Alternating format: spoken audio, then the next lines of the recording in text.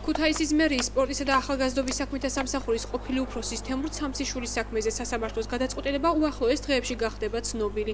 დღევანდელ სხდომაზე ბრალდებისა და დაცვის მხარეებმა დასკვნითი სიტყვები წარმოთქვეს. შეგახსნებთ, რომ თემურ ცამციშვილს გამოძიება სამსახურებრივი უფლებამოსილების გამოყენებით თანხის გაფლანგვას ედავება. კერძოდ საუბარია იმაზე, რომ ქუთაისიდან თბილისამდე ხელოვანების ტრანსპორტირებისათვის ცამციშვილმა თანხები ტრაფარეტიდან ტრაფარეტამდე მითითებული 220 კილომეტრის ნაცვლად 240 კილომეტრზე გამოწერა.